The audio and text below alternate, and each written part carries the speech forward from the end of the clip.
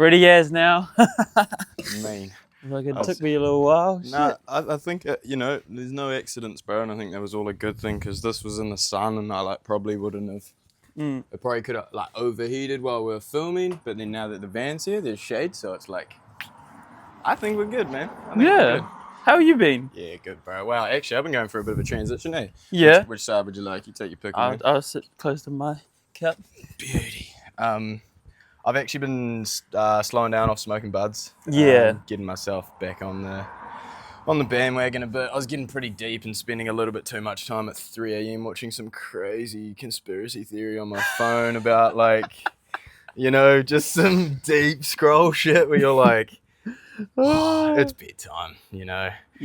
It was even getting a little bit too obvious, how you get signs from the universe and there's little things like, hey buddy, time to do this. It was it was outrageous, man. I saw this one meme and it's stupid o'clock in the morning, and it was like, if there were people watching your life like it was a movie right now, what would they be yelling at the screen? And I was like, I'll probably go to sleep. Yeah. Time. Yeah, that's funny. If you I don't know, I always thought it's interesting, like how everyone fantasizes or wishes their life was a movie sometimes, or when you're in those certain moments, and you're like, it's just such a movie moment. Yeah. Stuff like that. If your life is just a movie, yeah. I think the Hunger Games kind of shit, someone's watching it. That's a different kind of movie, bro. That's a crazy movie, but it's probably a little bit more accurate, really, though. Maybe the whole spectator planet is Hunger Games, right? And then it's the spectators are just off-world, and this Earth is Hunger Games. That'd be pretty crazy. It would be crazy. That's it's up that alley. I remember Joe Rogan mentioned it, and he was talking about if there was a film crew following you around every day, documenting your life in real time, what would you be doing? What story are you telling? What are you up to? Are you happy with how you're spending your time? Are you, is it leading to something? But I think that line of thinking is just kind of puts pressure on you to have some sort of decision or to do something. Yeah. But sometimes it's also just alright just to be. Yeah. I don't know. I feel a lot of people is stressed about what is my purpose? What am I doing here in life? I have to do something. I have to, somehow focus my life on something. Yeah. But in the end, your guess is as good as mine as to why the fuck we're here. What the fuck is our purpose? Everyone's just got a guess, right? Some people God, that's it. Jesus, follow that. Yeah. That's my guess. That's my idea of, how this world works and how I lead my purpose. Yeah. And then other people are just science, that's the shit, follow that. Science is cool, that explains the world to me. And that's my purpose, or find purpose out of that. But sometimes it's just bro, you're just here. Yep. you're just living. So just do that. Yeah.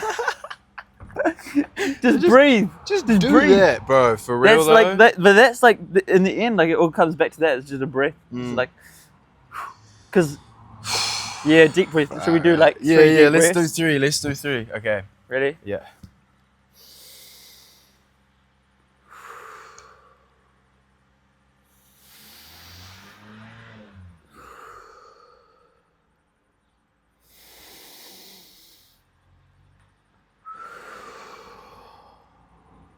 That stuff is amazing, man. Yeah. It's almost laughable how simple it is.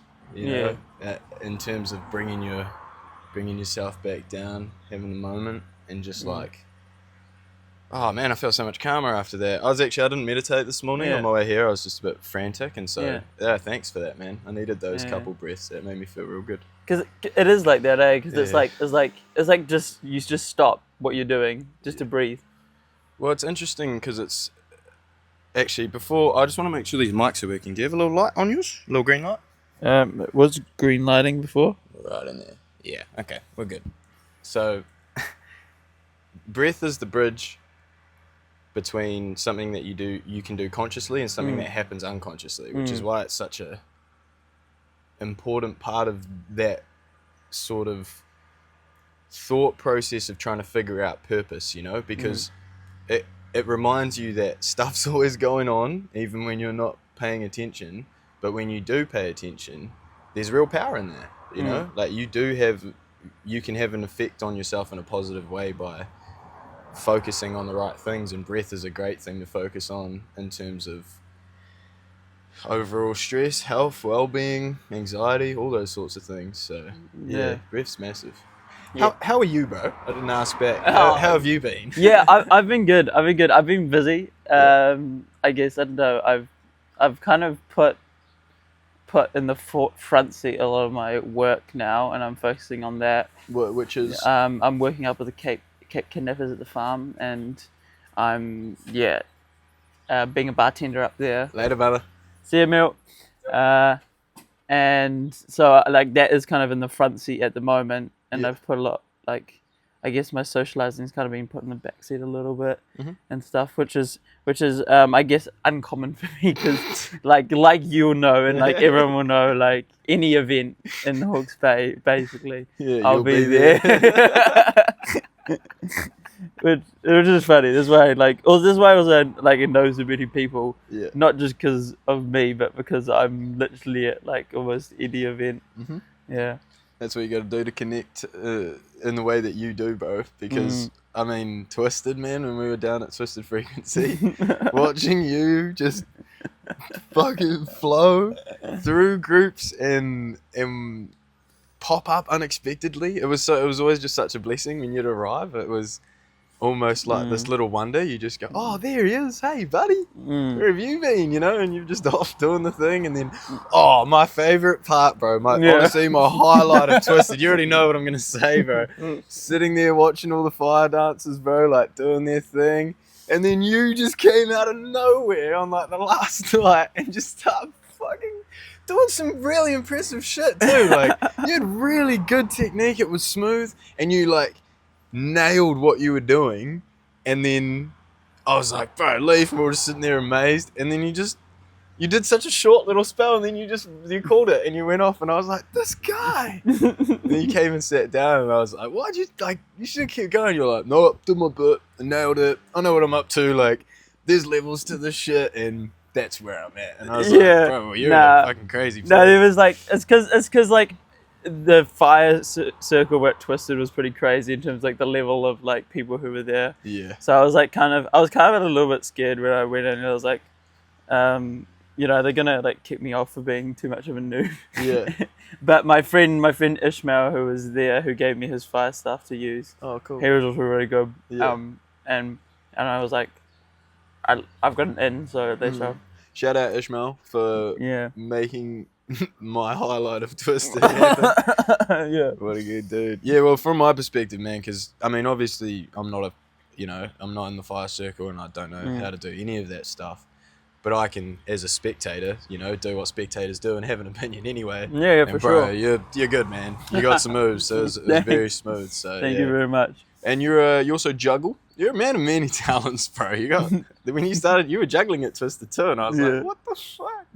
This guy can do everything. Yeah, I got rid of juggling balls just in there. I was like juggling beforehand.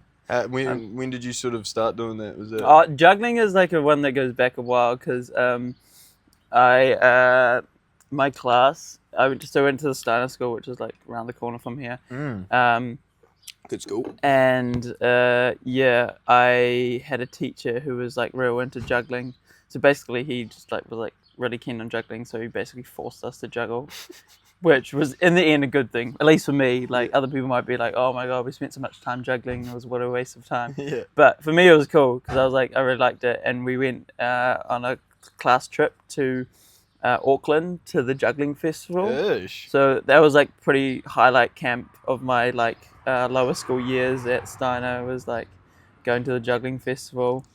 It was pretty crazy to bring a class to a juggling festival, especially because it's like full of like, it's like kind of is like a general festival, but for like just juggling people, kind of has a lot of interesting characters. It's still a festival. It's still a festival, yeah. How old were you? We were like, it was just before I went with my family to Germany, so I would have been 12.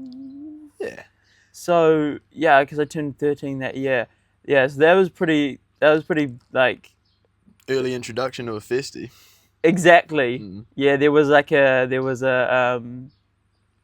this after show, this kind of they do a big show for the public at the end of the juggling festival, but beforehand they do like a little one for all the people who are at the juggling festival, Oh, and okay. it's like a little kind of like private, like a private If you know, you know. little, type of no, thing. it's like a little performance between the professionals, Oh, but it's a okay. little bit silly. And so there's this dude who just like stripped down to his underwear and covered himself in hummus, and someone else ate it off him.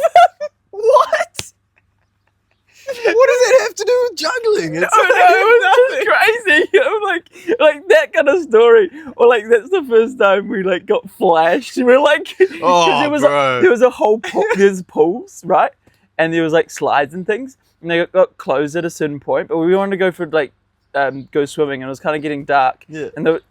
and the slides were closed, so we're like, oh, fuck. And there was like a pool there, and we were playing in the pool, and there were like these girls there, and they just flashed. Yes. it was like the first time I was like 12, and I was like, whoa, Yeah. I just saw titties, oh my god. I think I'm feeling things I haven't Yeah. felt before. Yeah, like, and that's where I was like, I chipped my tooth. Well, how'd you do that? Right, I was diving into a pool that was shallower than I thought. No way! Straight on them. Yeah, well, I did like kind of like a flip, and then I like just ate shit on the ground. Oh god. Yeah, and I had to do a emergency dentist thing in the middle of the camp there. So my teacher drove me to a dentist and got it fixed while I was at camp. Oh, Came wow. back That's for crazy. a couple hours. Holy shit! I know. That's So wild. so much shit happened on that camp. It was like Yeah. it was a pretty crazy camp. I think when So that sums up my juggling. Yeah, like, where my juggling comes from. So that's since I've been like 12 or like before that, learning to juggle. And then kind of like across the high school years, I didn't do as much and I kind of lost it. But then like coming back out of high school, when I still have juggling balls and still had these things, I was like, I better get back into it. And so I've been trying to get back into it a little bit more and learn some other tricks. But yeah, you have to like, I feel like when you're younger, you pick it up so well. Yeah. And then when you're older, you're like, I've got to like do a lot more to get to the same places, because then I can also like unicycle from that festival. But from there, my teacher brought us unicycles and like Diablos and all this other. What's a Diablo? Diablo is like I know Diablo. it's the like devil. no, not that. Riding demons, bro. no, riding demons. It's like a how to say it? It's like this little spiral like shaped. You have a string and two sticks, and then it is this kind of like two cones, but they're together like that. And when you go like and this, then you they get to spin around, and then you throw it up, and then you play I know what you're tricks with talking it. about. Yeah, Those things are crazy. Yeah. So that circus thing, and then I do like devil sticks too. That's the one where you've got three, and you kind of like you've got two sticks flicking the other one like that, and you can throw it around and stuff. Is that The one with the like kind of like tassels in the middle, and then the two sticks, and then you like you can do all sorts of crazy stuff. And then that's also cool. So I don't know, like through that, thanks to that teacher, I picked up all that stuff and do that a lot. Still, like it's really handy to have a festival because it's just fun and there's heaps of other people who do it. Yeah, I was so about you to say, kind of connect with those people. Real cool way for you to be able to do that when you go to those festivals. Just be like, hey, fucking, and then what they talk about is it's like a flow state. So get out of like my brain, bro. So they say that when you're in that moment, it's like this flow state, and you're like when you're flowing, like that's when it's working really well. As soon as you're thinking about it too much, or trying to do something, or like trying to like make your hand move like that or whatever, you're thinking about it too much. But when you're in the flow state, it's just happening, and it's just like this kind of flow of like movements. And when you're juggling and you're in a flow state, it's like all just happening, and people look at that and like, whoa, this guy's like crazy, because it's like you're in a flow state and you have somehow like it's something else, similar to like when dancing too. At least I get in like a flow state where you're just dancing. It's like a flow state. You're like somehow like everything else drowns out like everybody else, and then it's just like you and like music, and they're like in this flow state. So it's really cool. Like I mean, you get out of it and then you get back in it. but it's this kind of state where you're very kind of in tune with either the flow of juggling or doing some movement. Yeah. I think I would describe flow state as being completely present and involved in whatever you're doing, and typically it comes from doing a task that has the right balance of difficulty and enjoyment. If you have something that's really easy, it's a lot harder to enjoy it or get locked into flow state because it's not as much of a challenge. And you're easily multitasking at the same time. You're easily like me pouring coffee and talking. I'm in no flow state here because I'm doing this simple task without needing to exactly. And then the other way around, concentrate. Vice versa. You know, if it's too hard, you're gonna be like, I can't do this. You know, and then all of that affects how much you enjoy it, and then you combine those two things together. It's like you could have a task that's really, really hard, but if you really, really enjoy it, then you're willing to meet it there, you know? But if you don't really enjoy it and it's too hard, you're not going to meet it there, and then you won't sort of hit that flow. But I think flow state is what usually creates those situations where people say, man, time flies when you're having fun, you know? Yeah, exactly. But I feel like it's like we were talking before, coming back around to it, it's like the breath, right, where you're like concentrating on one thing, not thinking about anything else. You're just thinking about breathing in and breathing out. You're just thinking about throwing this one ball here and catching the other ball here. So you're focusing on one thing, which means you're somehow so present, and from that being present, you enjoy it a lot, right? Or you're in a different kind of state of mind because you're present. Engaged. Yeah.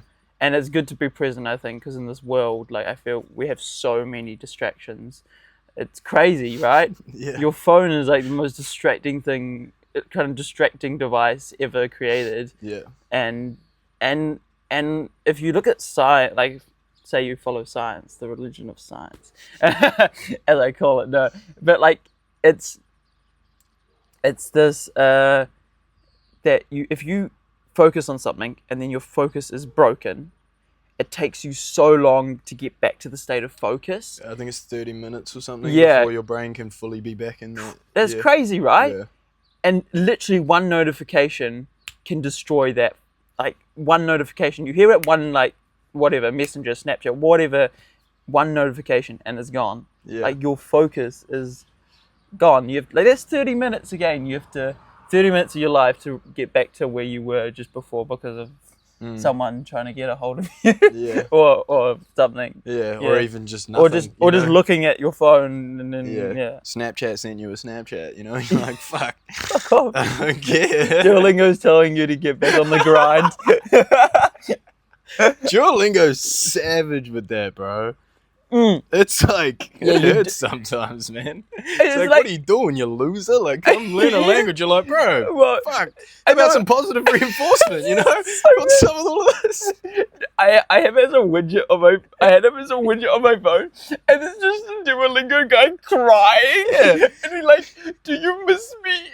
And I'm like, fuck off. What's this psychological abuse, man? It is.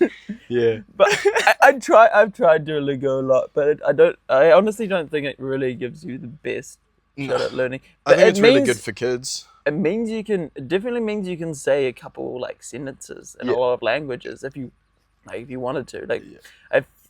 Like a fair amount of people who there's definitely people I know who get on a grind and they have like the biggest, highest streak and play every day and play a lot. Yeah.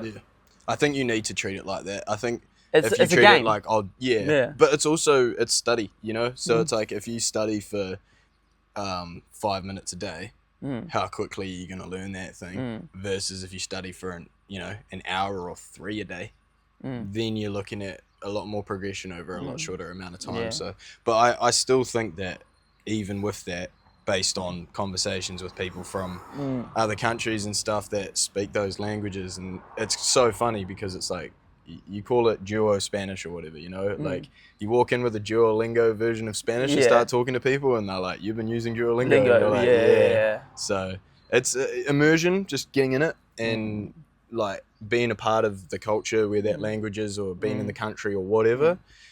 You'll learn everything in half the time, just because you're in an environment where people are using words with context, and you're also at the same time having an experience, gaining a memory, and it solidifies stuff so much more and so much faster than just like, manzana.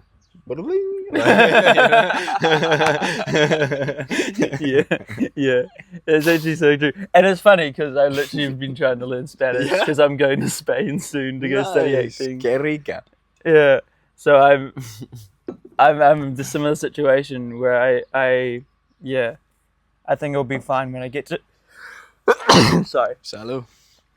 When I get to Spain, but like before, I want to have at least a ground level, right? Yeah. Because when you get there, if you don't have a ground level, you still have to work quite a bit to then start understanding and then using like the immersion. Yeah, I agree. Because if you don't know how to at least understand, name, passport, apple, boy, girl, all of those basic things that you get on those first few lessons in Duolingo. If you don't have those, it's really hard to get a footing in full speed other language, because they speak quick, bro. They speak real quick. Spain's actually pretty good from what I've heard, but you go to Chile. Yeah, but they also speak different Spanish too. They do, slightly. Bro. Very different dialects, bro. Like I was speaking to Joe at Heartlands last weekend, and he was talking about it, and he said that he originally learnt Chilean Spanish. Yeah. And he said it was the best thing he ever did, because if you can understand those cunts, you can understand fucking anyone, bro. Yeah. Yeah, so it's definitely dependent on where you are and stuff. But it's an interesting one, man. Like you said before about how when you're a kid you can soak things up so much more, and when you're an adult it's a little bit harder. I definitely don't disagree, but I think that it's interesting to talk about why, because kids firstly, right, you've got just developing neurological pathways, and everything's growing and wanting to find connections and stuff. It's on that path, rather than when you're a little bit older, your brain's supposedly fully developed, and you kind of got to take some mushrooms to open that back up again or whatever. I think that then you've got the amount of time that kids spend, the amount of free time that a kid has to do a task. You think, oh yeah, that kid picked it up in no time, and you go, yeah, but you spent every day after school doing it for till he went to bed. Without even questioning that that's what he was doing. The only time he stopped is when he was dragged to the table for dinner, and then and so I think time spent is another aspect to it. Yeah. So if you can kind of tie all that in with the whole flow state and the presence thing, I think there's an argument there that if you're an adult that's present and is enjoying the task that they're doing and spending enough time on it, I think you can't be that far behind what a kid develops, No, I don't, and I don't at all think it's to say that you should not try and learn stuff. Yeah. And that's completely the opposite aspect of it. I just think that as you get older, you also have habits that get ingrained in your neural pathways, right. And you have things that you just are as a person. You're morally like this and one like that, and so you're not as open to everything, or you question things, right? You're like, why do I have to throw the ball like this? Yeah, kid will just throw the ball like that. Doesn't matter. They don't question why it is, and sometimes you don't use your brain, just feel it out, and that's how you learn stuff. Especially with movement things, it's just about feeling it out. If you think about it too much, like dancing, if you think about it too much, then you're Do you think that the way in which the world is structured in terms of societal expectations and norms involving our constant need to look back at the past and look forward to the future, do you think that inhibits us quite a lot? Like, because I do. I think having your mindset of what's going to happen next and basing it on your past experiences, it's very good for the typical situations that you would expect to be in Western society. But in terms of flow state being just doing and not thinking, it's the polar opposite of that, So I think that's playing a big part in why people find it hard to sort of flip that switch back as you get older, because we're more conditioned to look at the world like we need to make sure that we analyze everything before we allow ourselves to open up to whatever it is, and let it be what it is in that moment. And I think that's why there's also a bit of a resurgence of psychedelics and all of this woke thought and these conversations coming out now, after the last few decades of, or I suppose last few decades have been when it's starting, but before that, people were pretty stiff, and we're starting to loosen up again, I feel like. I think, I don't know, I guess it's kind of this coming back to those ideas of what is your purpose, I think everyone is trying to find that, like, I guess something that's going to lead their life. And that's what happens, is people find the work or whatever in our society to lead their life. And then suddenly they live their whole life based on those values and purposes. And sometimes that means that it creates this kind of society where everyone's, I guess, rather focused on going to work and following that, and not as open to thinking about different ways or how you could do it differently, and focused on what they believe they're doing, following a certain whatever god or science or whatever. They're following their own ambitions, etc. They're focused on that. Yeah, that's a good way to compare those two things too. Your ambitions can be like a religion, where you want to go, what you want to do, and that's all, that's the thing I'm chasing. I guess the thing is you just don't know if it's right, but but in the end it doesn't really matter, as long as whatever you're following, whatever you're chasing, or whatever you're kind of makes sense in your life and makes you live a good life, because that's really what it is. Because any religion, anything is to justify or to explain your morality. Like, it's like you're gonna die, so your like, mortality. Yeah. So you're gonna your morality as well. A bit of both. But you're gonna die at some point. Yeah. So you need to somehow be like, what do I have to do to make it worth it, or what do I have to know that explains the world? Right. I explain the world. I understand the world through science, so I know that grows because of that, and that's how I'm explaining the world and making it make sense to me why I'm here, and I've got a purpose. I'm going to follow that because that's how I can, live my life without just being like, there's no point in doing anything. Yeah. Because I'm going to die, whatever, it doesn't matter. There's that fatalistic kind of nihilistic aspect to it if you come, and so people are kind of trying to escape from I'm reading, do you know the book, like, by Mark Manson, the one after Settle Out of Not Giving a Fuck? No. It's we're all fucked or something like that. Okay. I have it right here. Yeah, please. We're all fucked. Everything is fucked. Everything's fucked, okay. This one here. Have a little look at it. Everything's fucked, a book about hope. Yeah, it's so like, ironic. It is kind of ironic. Which clearly he meant it to be. Oh, that's a bit of a bar. Just because everything appears to be a mess doesn't mean you have to be one. G'day. Yeah, I like that. So this dude, like, he's funny as when you read it. It's really easy reading. Yeah. But it's got some really good thoughts in it. And a lot of what I've recently kind of been thinking is a lot similar to what that book, and that book kind of explains this, he calls it the uncomfortable truth that you're going to die, like the uncomfortable truth of your mortality. And we're trying to, most of us try to find something to escape the uncomfortable truth.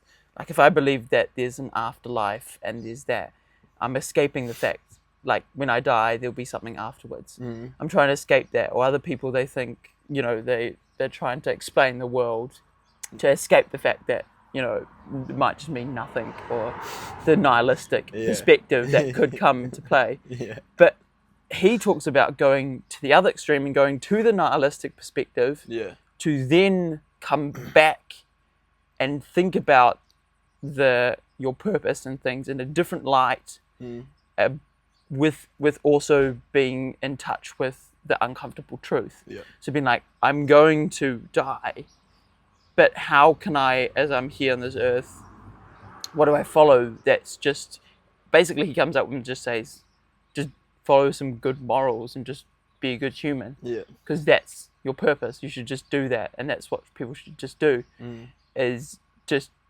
follow that moral. And that's how you can bring purpose to your life, by doing that. Yeah. And just read the book, really. Yeah. No, I really like that point, man, and especially in relation to the importance of that acknowledgement of your, impending death. Everyone's coming, everyone's going. This is the window. You don't know how big the window is. You don't know when it's going to close. You don't know how any of that stuff's going to work. But keeping that fresh in your mind will wake you up in the morning with a different kind of energy. You're like, oh, okay. Yeah, exactly. Shit. What do I really want to do, Yeah. I actually had this exact thought last night. It's crazy that we're talking about this, but yeah. But also that doesn't control, like, you being like, oh my God, like, this will be my last day. Not that kind of... Yes. But, like, yes, I'm alive right now. It's so good to be alive. Be grateful that you're alive and that you have this day and the sun right here and the other person you're talking to or whatever. Yeah. And be like, fuck yeah, this is what life's about. Like, this, whatever, right now, right here. And to be present and use it to be present in the moment. Because that's the cool thing, is once you kind of realize that and you, I guess, live your life like that. I think I try to live my life a little bit like that, is to just be present in the moment. And that's when, like, all the best shit happens. All the best shit happens. It's the flow state. That's the being present. It's being present with who you're talking to right now, looking them in the eye and talking to them, not being like, I'm talking to you. You're not present. There's a bird flying there. It's all about Instagram and Spotify. Let's make sure we're looking at the camera. Put on a show. I really like to get lost in the conversations in that way, bro, because it can be quite daunting at the start when you're on camera and all those sorts of things. But I think that the more that I think about it, the more that it makes me uncomfortable with where I am and what I'm doing. But the more I just think about having a yarn with you and like, what a beautiful person you are. I'm like, this is where this is the point of it, Yeah, and then and other people will see that and they'll see that and they'll be like, it's really nice. What a good chat. Because it's just genuine. And that's the thing. Genuine is great. It is, man. Genuine's authentic, eh? Yeah, and when you're authentic to yourself and you're just a genuine person, people think you're like, they respect that and they're like, that's so cool. And no matter what anyone says to you, if you're just yourself, that's way cooler than pretending to be something you think other people are going to enjoy. Why, like, I saw this funny thing was like, why are you trying to make everybody think you're great or you're good? Why do you want everyone to like you when you don't even like everyone? Which is kind of true, right? Yeah. Everybody has people that they don't really enjoy. Yeah. Different flavors. Yeah, exactly. And so also you don't have to make sure everyone enjoys you. Yeah. But I think if you're authentic to yourself, people will come to you who enjoy you, and then that's who you're meant to connect with. I agree. Not waste your time on people who don't enjoy you because you're trying to be something else. Yeah, but like, it's not even twisted, you. Right? Yeah. Why? Yeah. Well, it's that fucking age old, you grow up and you try to pretend to be something that you think people like, but it's impossible to maintain because you're basing your expectations off of expectations that you presume that they have, which don't actually exist. No, they don't exist. It's not real. That's You're what like I'm two saying. steps. It's a mindfuck. It's fucking dumb. Fairy dust, bro. It's not real, and it's detrimental to your fucking soul, man. Like if you're constantly feeding into this belief of a belief, there's nothing real about it at all. You know what I mean? If you can strip it back and just go, well, here I am, and here's what feels right to me, you will attract people, man. Yeah. You will. It's just it's natural. It's a natural process, and it's beautiful, man. It really is. But it's scary to allow yourself to be that sometimes, because we all grow up with different experiences, and we all have memories of times where we've put ourselves out there and been shot down, or felt like we shouldn't have said anything, or it affected our social standing, and that can hurt. But I mean, ultimately, in hindsight, when you look back at those moments, you go, oh, those people weren't even for me. Like, those weren't my people, you know? And it's not because they're bad people. It's just because it's a different flavour, you know? Maybe I don't really like spending all of my time talking about the finer points of a car engine. But I don't mind hanging around with people that love that in that way, but it doesn't mean that I'm going to be able to, it doesn't mean when I'm around them that I'm going to pretend like I know all of those things. Yeah, or that you're interested in that at all. You'd be like, oh, cool, it's a car. Well, I mean, this is probably the one place where I will admit, for me personally, I indulge, man. When I see somebody being genuinely interested in something, that interests me. Yeah, exactly. That's interesting, but not the thing they're interested in, the fact that they're interested in it. I'm like, oh, tell me all about it. It's like a little kid being like, look at this, and you're like, oh, cool, man, and they're like, oh, I feel so seen. Yeah, but also because those people who are genuinely people who have a passion, like that's the thing.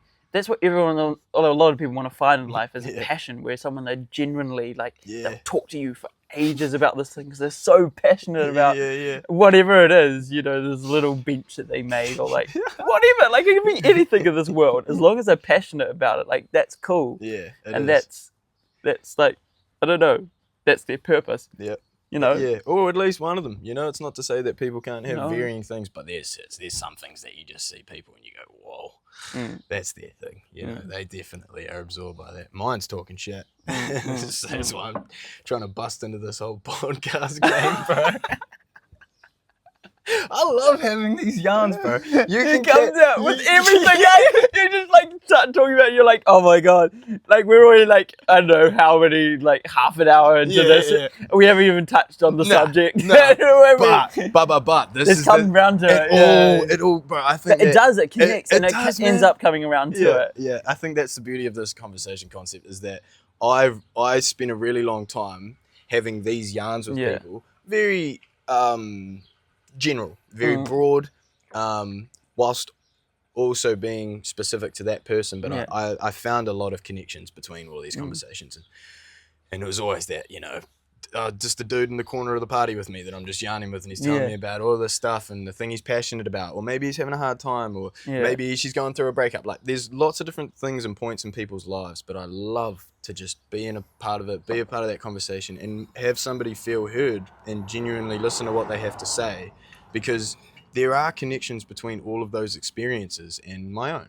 And if I can be there for somebody in that moment, not even necessarily in a way of like supporting, just chatting, you know, that is supporting, right? It is, exactly, man. Just being there for someone is like, also actually what I've found is that, great, I'm probably bad at it too, but you know, it's, you can talk, and talking is kind of fairly easy, but no one ever thinks about the other side of the listening, because in the end, actually, the listening, like, you respect someone who actually genuinely listens to you and just says nothing but just listens. They like nod, they agree, but they listen to you. And like, that's what people need, especially if they go for a breakup or hard things and things like that. They just need someone to listen to, and for them to vent, or to them to say something. They need someone to just listen to them, and being a good listener, that's a good skill. It's okay. You can be a good talker, and lots of people can be good talkers, and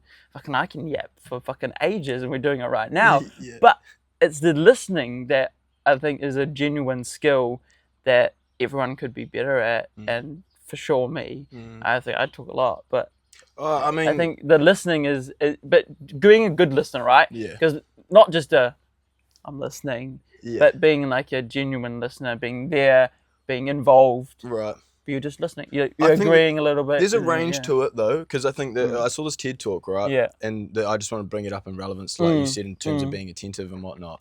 If you're actually listening, you don't need to do all of the things that tell somebody that you're listening. Exactly. You know what I yeah. mean? I shouldn't be like, I'm not doing this on autopilot. It's my natural reaction to just paying attention. Exactly. You know, Exactly. you have my That's attention, right. That's so right. these Yeah. are the things that come when I do that. And in terms of me talking or you talking, vice versa, during a conversation, I've really put time into getting away from having something to say when they finish talking. Because every time that I have something to say when somebody finishes talking, it's weird and it breaks the conversation and it brings it back and it makes them feel like they got to a point, but I wasn't there for the later half of it. But every other time that I just sit and I let those thoughts just come and go, and I keep listening, by the time that a person gets to a certain point in their thing, it's like, oh, I feel them fading, and then I go, well, that's naturally here. And naturally, you run. just pick it up. And It's great. And then on top of that, so that's sort of your basic mechanics of just, listening to the conversation and that. But I think that there's a step further for me in terms of that attention and stuff, and seeing the beauty in people and really just locking in on that and having appreciation for the moment and sort of taking it a little bit deeper than just like, I hear what you're saying. It's more than that. It's like, I see you, and that I find brings something else out in people. And I've found the most common line that I've experienced in my life, especially with conversations with new people, is, I don't know why I'm telling you all of this, but anyway, like, people naturally open up when you are just there. You don't have to ask nitty-gritty details about their life or whatever. People will naturally just, through their conversations, go, oh, and then this happened because I was having a bit of a rough time, but you probably don't want to hear about all of that. And then you just go, oh, like, up to you, man. You share whatever you like, it's your life. And then they might just open up, or they might not. But allowing somebody to feel as if they're being heard and seen gives you, as the listener, the best opportunity to hear the most authentic version of that person. But if you're there with an expectation of what they need to give you, they're going to shut down. They're going to be like, oh, I don't know, something about this is just like, I need to get away. I feel like I need to keep my guard up. This person's interrogating me, like, it's a very fine balance when it comes to conversating. But in general, as long as you're letting the conversation flow, it just comes to a natural point and then it picks up and goes again, That's what it's all about, though, eh? Absolutely. And that's what this conversation thing's all about too. And it's like that conversation that carries on, but is not halted in any way and is just open. And I guess in this conversation, it's like we start opening up more and more as we get more comfortable, more open. We're listening longer, thoughts, having more deeper ideas, which are suddenly like, I'm happy to share that now because I feel comfortable here. I'm like, I'm going to share that because that's cool. But yeah, please, like, I feel like it would be great. To hear more about what the actual... let's hear the concept and let's delve into that, because I'd love to kind of get into that a bit more. Basically, the concept is food, water, and shelter free for people. It's more of a clickbait tagline, because nothing's that simple. Put it out there, clickbait. Literally, bro. I mean, in my mind, it's I tried to, like I was saying before, in terms of having all of those conversations and stuff, and with people at parties and whatnot, I would always find myself trying to find the connection between them all, And what was it? What was the thing that sort of, what drives people? What's the thing that causes the most stress? What's something that everyone has in common? Where is the middle ground? And how do I really just clear that out and make it so that I have a good thing, a good, honest truth in all of the mess of opinion and perspective and individualism, because that dilution can often make it really hard to see a clear path. Speaking of which, I don't think I'm drawing a very clear path right now, but my point is that everybody needs food, everybody needs a place to sleep, and everybody needs water, man. And you can't, that's got nothing to do with color, creed, size, shape, or whatever, man. That's just humans need those things to stay alive. So naturally I go from there and I think, okay, well, what's the significance of that in terms of the individual experience, and then from there, what's the effect of that on the collective experience? So I thought about me, obviously. You got to think first and foremost from your own place, as Jordan Peterson said in his 12 rules. He's like, you got to make sure that you get your own house in order before you go pointing fingers at anybody else's. Yeah, You know, that's fair. And so I thought about me, and I thought about where I'm at that point, and I thought about my access to food, water, and shelter, and I actually realised I've got it. You know, it's not free in the sense that I don't have to work for it, but the fact that I have the opportunity to work for it, I have easy access to it. I have a whole support network of people that all also have easy access to it, so that if I can't get it, I can be held up by those supportive pillars.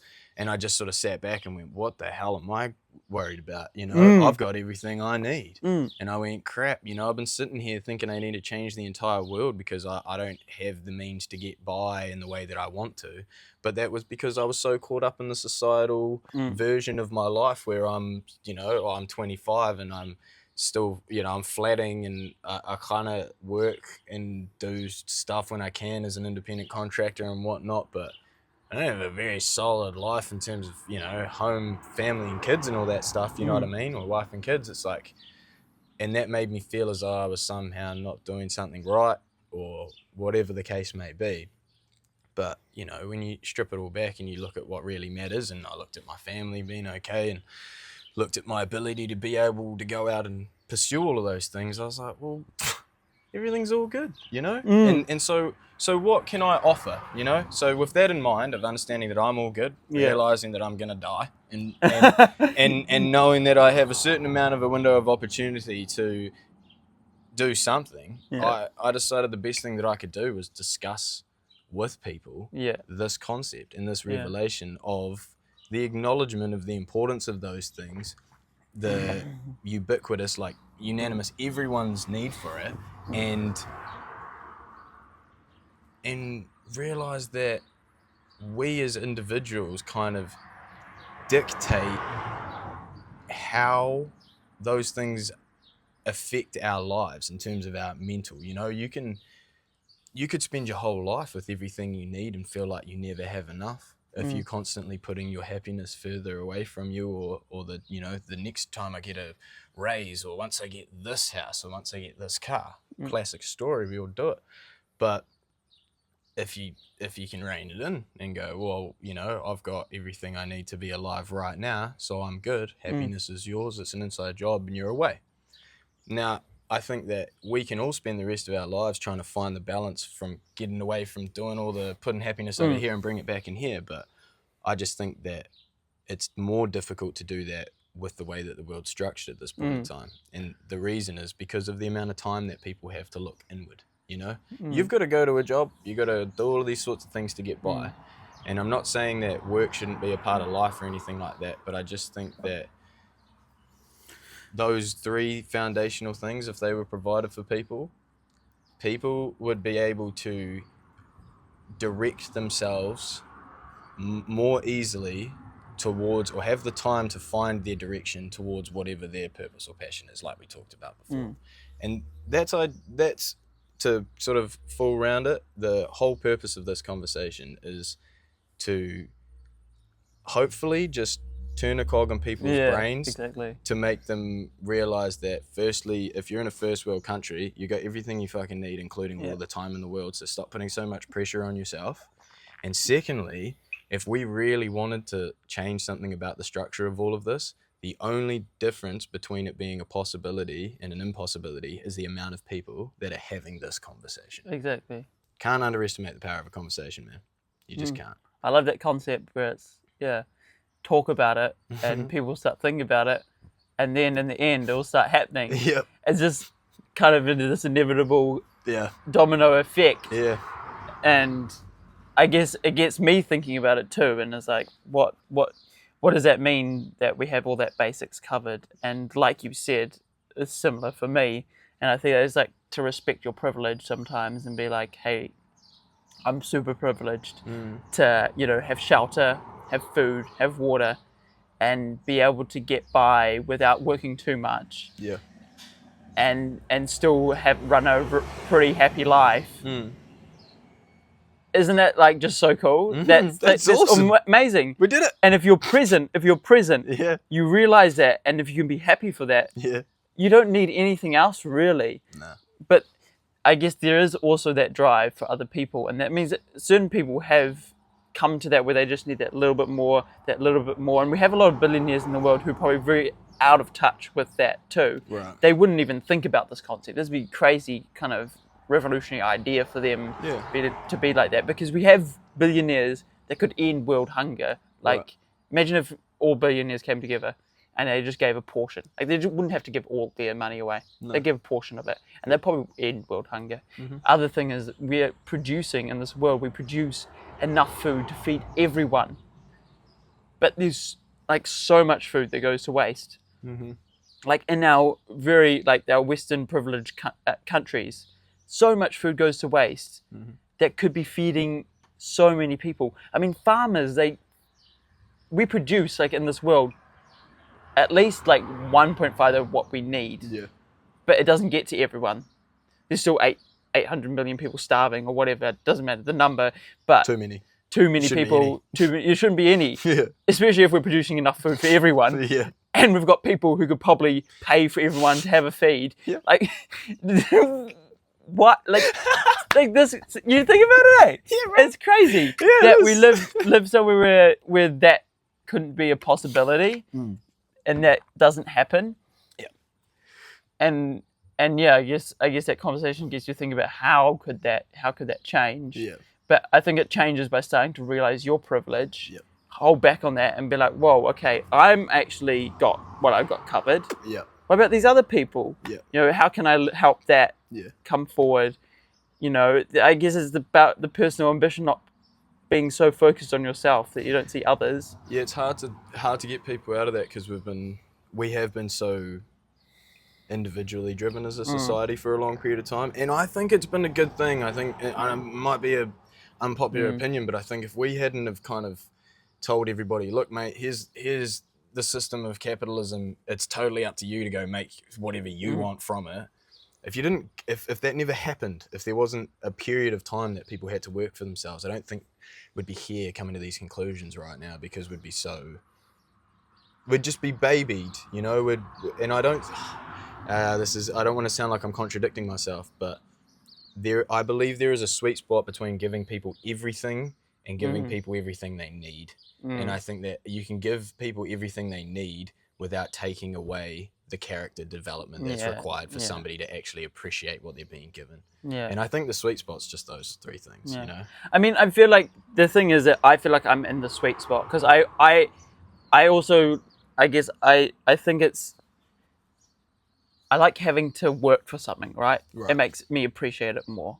So I feel if I had free shelter, free food, free this, and I didn't have to do any kind of work for it, then I would be almost, it's like in the privileged position where your parents pay for everything. You have that position and you don't really realize what your privileged position you are, and then it creates that opposite effect if I just had everything with no questions asked. But having to provide that for myself, then that kind of makes it more special and makes it feel like I've got this purpose in life, right? I have to, you know, work a certain amount of hours so I can get money to buy food and shelter and that.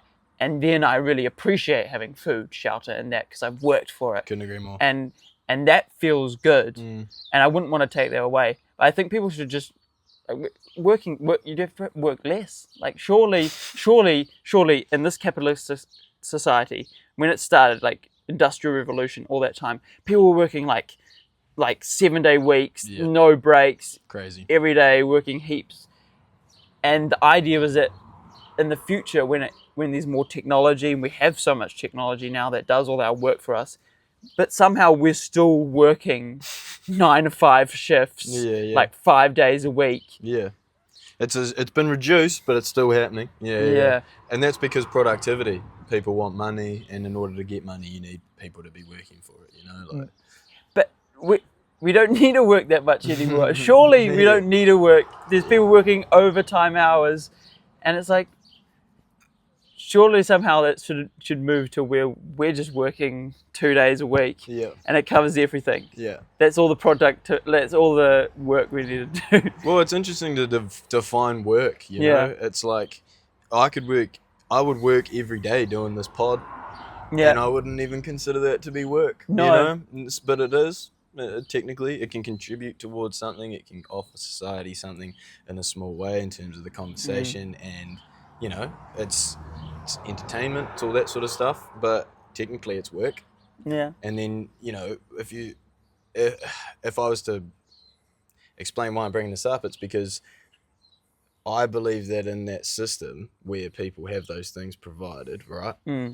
Firstly, to run off what you said, that work ethic and that feeling of I've done a good job and earned this, it still applies to every other aspect of everything else that you need: power, clothes, your car, like all that sort of stuff, you know. And then in terms of lost it, bring it back.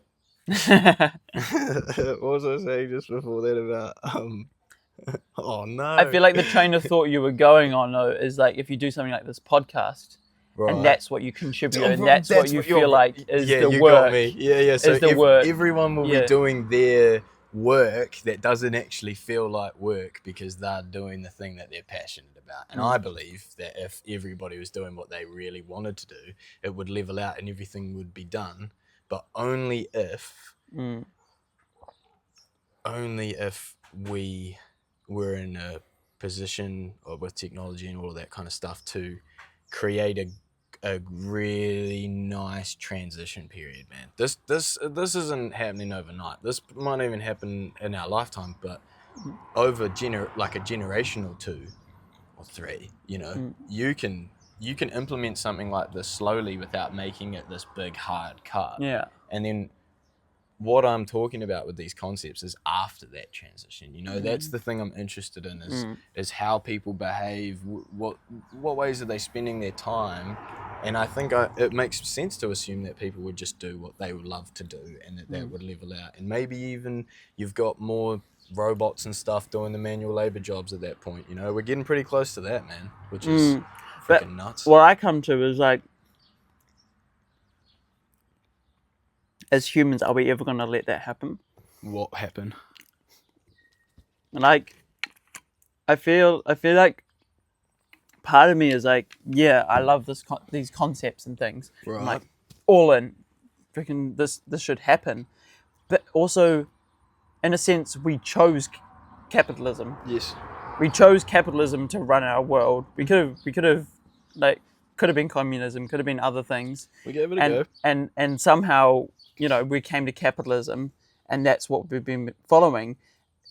And somehow it works for us humans to be capitalistic. Yeah.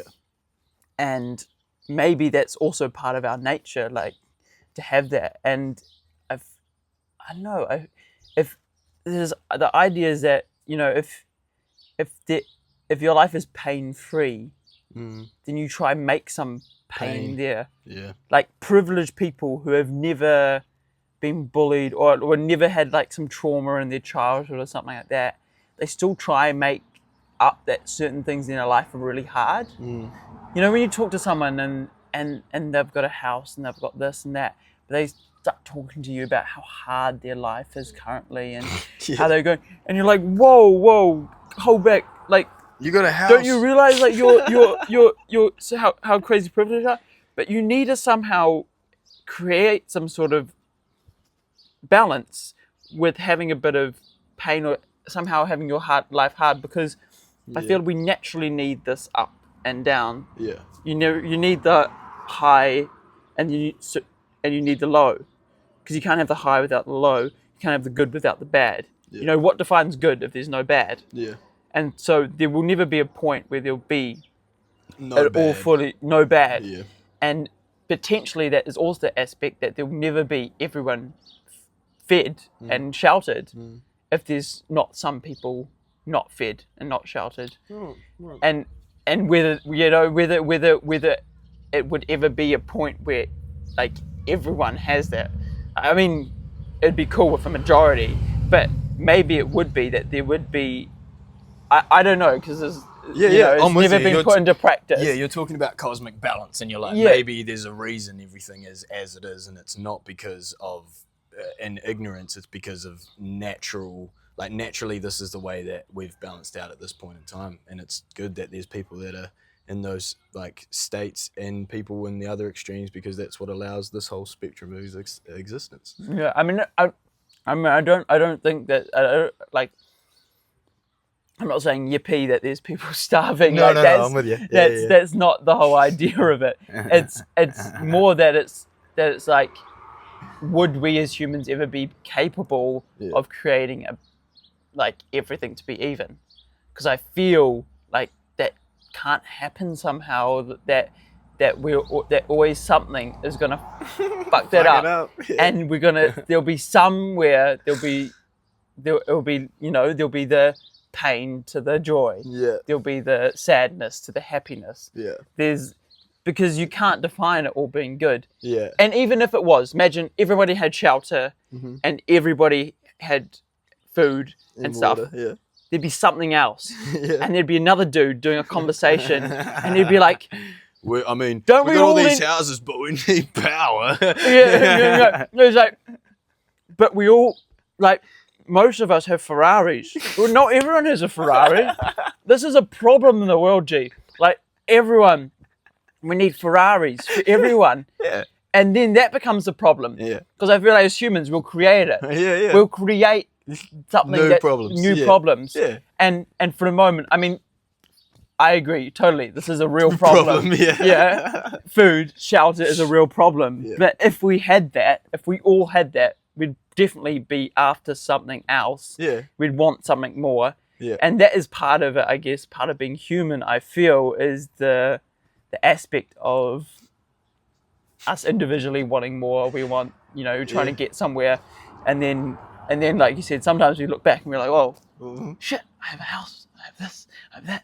Oh, what am I doing up here? Yeah. Then there's that aspect where you reflect on that, and that's key. I feel if people can just reflect more on their own privilege. Yeah. And then it also makes you happier, right? Like when I look at it, right? If I look at it, I'm like, shit, I have a roof above my head. I've got a banana. I've got food. I've got water. Shelter. Got power. Yeah. The sun's nice. If I just look at that and be grateful for that, I'm happy as fuck. Like, why? Yeah. It's so good. Yeah. It feels so good to realize that. Absolutely. And if everyone just realized that a bit more, I feel like there are a lot of people who have all that who'd be a lot happier. Yeah. Because they suddenly kind of are grateful for it. I agree. I think the hard part about all of that is that gratitude and presence and all of those things are all really well and good.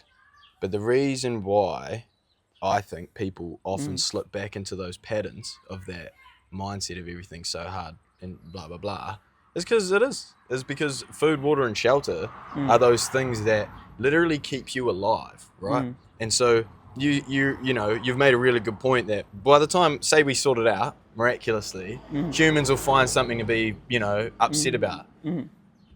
But by that point, whatever humans are upset about is so fucking trivial that it's a great thing to be concerned about, We have good problems at that point. These are bad problems. Like, people not having complete unlimited access to food, water, and shelter like they do oxygen is restricting our ability to fully give in to who we are most, like, deepest down inside, I believe, because of the fact that we are more focused on surviving than living. And if you're more focused on survival, your body, your spirit, everything is in a different state of energy, and you're panicked and you're on edge and you're trying to make sure that you, like, and it's not all the time. It's not like you're a freaking bison and there's a pack of lions and they're coming over and you're freaking, but when you wake up every day,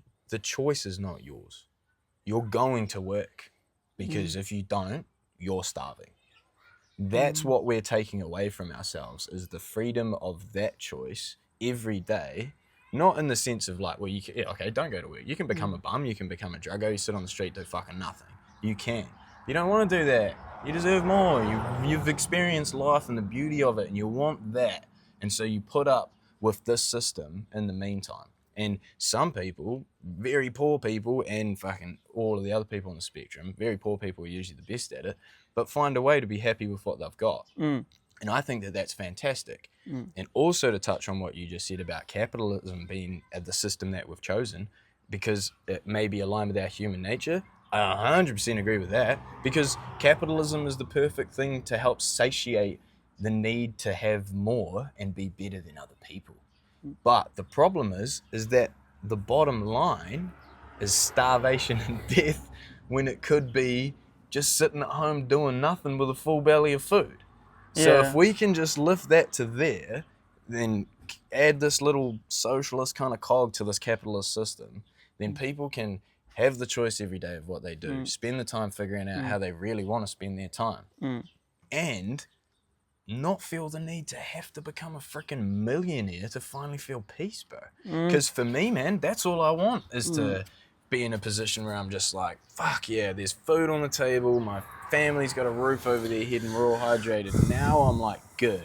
But that might just be that primal masculine energy in me that's like, we need to prepare for the winter, you know, like we need to make sure that everybody's got stuff to stay alive, you know, like maybe that's what this all is, but I don't know, I just want to provide for the whole world, you know, like let's all suss it out. I don't know. I just some of your points I was just thinking back to, but like thinking about before we like we've come quite far in our societies, back when we were, I guess a lot of scientists and people talk about our natural instincts and I guess our as human natures that we have because we were first evolved as species, like hunter-gatherers, and we were providing food and stuff, and it's like if you don't kill this or you don't run fast enough to get your food, you won't have food.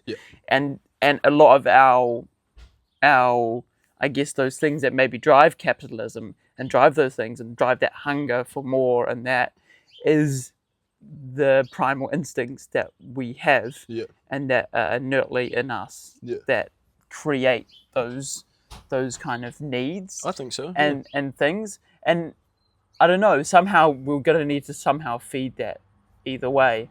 And so there's that aspect to it.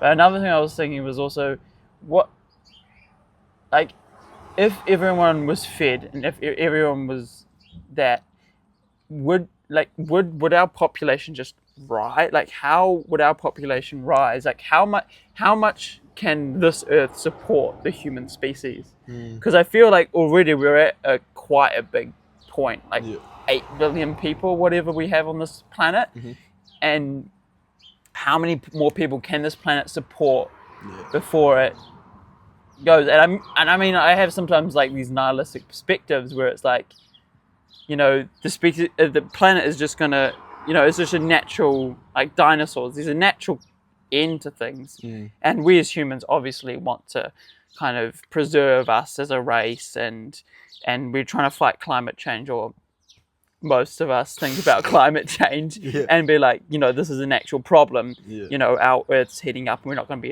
able to live on it anymore. But maybe that's a natural end to us as a species too, is that it goes through this and we go just really hot until we can't live anymore, or really cold until we can't live anymore. And then that's just natural end to the human species. Maybe that's how it is. Maybe it's a couple hundred, or like 100,000 years in the future, no more humans. Do you know what I think about that? Or you know, it could happen, eh? Yeah, it could, but an asteroid could come and just boom. Oh yeah, asteroids. I mean, there's no point worrying about asteroids, mate. If that happens, there's no, you know. I know, but who cares? You know, like, exactly. But exactly, to be scared. Exactly, but it's like that could happen too, and it wipes us out. I mean, I guess there's also that aspect where it's like, yeah, you could be. Sometimes I'm quite nihilistic and be like, maybe as humans we're just meant to end at some point. Yeah, well, and is it okay? Absolutely. Is that okay that humans just end? Like, I don't know. I guess for us it's like, oh, but our kids and our future, and there's that aspect too. And I agree with that. But yeah, sometimes it's interesting to think like if we just, yeah, maybe think- we do just go to a tipping point and then just fall off the edge. We'll never know till we get there. But I do think that life is naturally a cycle of beginning and end, just like breath, you know, in and out. And there's this weird little moment in between beginning and end that you can't really remember until you're in between. You know, we'll worry about that later. But I think in terms of my perspective on the impending, you know, possible doom of us as a collective because of something like climate change, I think that the planet's an organism, and we are a part of that organism, and I think everything's connected, and everything, you know, affects everything. And what the planet is doing is a reaction to how we're existing. And I think that if we were to align with the natural order of things, and it just slightly, bro, we're not far off it. Like, it's not a big change. It's just this little, like, and if we can make that adjustment to fit ourselves back in the circle of life, rather than making things that don't, you know, when an animal dies, it goes into the earth and it provides nutrients for the land and stuff, right? And same with people. Before we started filling them with whatever we do, whatever that's all about, anyway. So those little tweaks, like stopping and balming everybody and shit like that, because that only really happened because you used to have to freaking take somebody that died 10 days that way by horse and carriage, so you need to preserve them, you know. But It does help in terms of like just like because if you leave them for a couple of days, they restart decomposing. yeah, So it's pretty fast. I'm not saying there isn't a purpose to it, but I'm saying in terms of what you're putting into the ground, it's not good. You know, like those bodies break down, the earth gets all of those chemicals just like in the land now. You know, it's like, I don't know how it works and I don't know what's in it, but compared to just having nothing, I feel like there's got to be some sort of weird thing there. But the reason I brought it up, right, is because I think that those small adjustments that we can make would, like, if you had a freaking disease, like your body's gonna fight it. But if that virus or whatever that's inside of you isn't actually causing any harm to your system, then your body's not gonna fight it. It's just gonna let it exist within it. So we are the disease on the planet that is choosing to aggravate the system, the bigger system, and the bigger system is then sending stuff to try and wipe us out. But we're fucking clever, so we've managed to survive and continue to do it. But the cataclysmic events, those huge natural disasters get bigger and bigger, and there's a certain point we can't do anything about it, you know. And so I guess that's my perspective on it, is that as much as there is potentially that end coming, I think that the ability to turn it around and have everything being a little bit more harmonious is completely possible. And in that situation, in terms of your question of overpopulation, you know, I think we can manage 10 times this amount of people on this planet, bro. And I'm not an expert, but based on the way that we live, absolutely not. We're really getting close to a point where it's like, fuck, there's way too many people here, but only because we're living the way that we are. Like, you know, Manuel was just saying about Burms having like gardens, you know, you can have all of these little adjustments that create huge differences in the way that we operate as a system in that. And I think that will be the thing that will, like during COVID, the ozone layer started healing back up. Animals started coming back to the ports. How long did that go for? Like a couple years or something? Or like, you know, that we all just didn't do anything? It didn't go for a couple of years. It was like a couple of weeks or something. Well, there you go. Like, you know, it felt like it. But yeah, it's like during that time, months, the earth healed, and we have the ability, by just doing nothing, exactly, to heal the earth. And I think that gives me a bit of optimism versus that nihilism. But I think it's important, just like that's it a says cool in that, idea. It's important to go to that dark place, though, bro. It really is, because if you don't think about death, your death, or the end of all of this, what's the significance of it to you? What's the need to get up and go? What's the reason to give a shit, you know?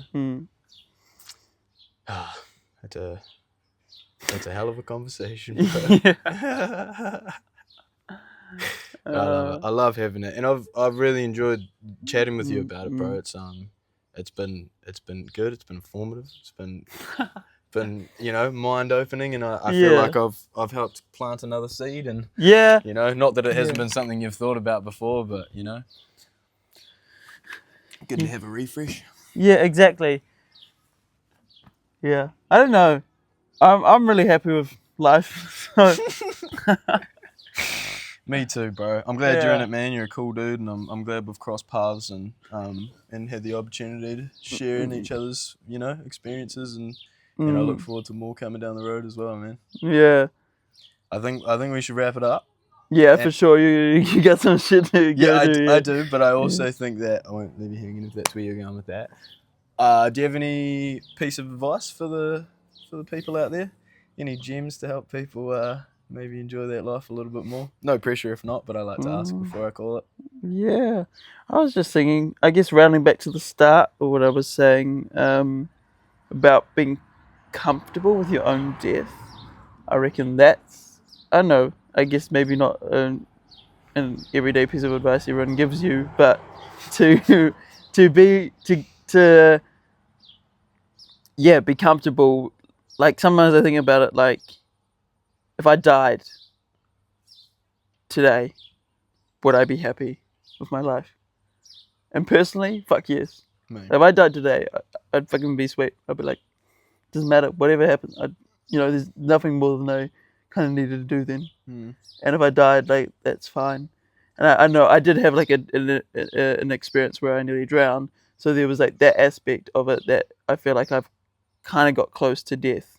And I feel like people who do then have a little bit like this experience. Some people like me, God and shit, but like kind of come close to so close to the mortality that then somehow when they don't die, then they just come back and live life just so much more vigorously. And I think that's because you kind of in touch with that aspect that death could be around the corner, whatever. So as long as you feel like you're living a life where you're so happy with it that it doesn't matter. And so I just try to live a life like that, where it's just like just be grateful for the day, the present, the moment right now, and that's all you need. And great. Make sure you're not wasting your time doing shit that isn't as important as no. And I mean, it's like I feel like what people would take from that maybe is like a pressure of like, I need to like do this and do that because otherwise. But it's the opposite. Don't go back to the other side and go, no, I don't need to do all that. I just need to be happy with what's here right now. And then it doesn't matter. It doesn't matter if you go do exactly that or those goals that you have. As long as you're happy in the moment, then you can also, I guess in the sense, die happy in the moment. Because when you're dying, you'll be like, this moment is so good, and you just die. Be happy now, so when you die, you're happy then. Exactly. Perfect, brother. Much love, bro. Yeah. Oh, wow. That was a goodie, man. Oh, yes.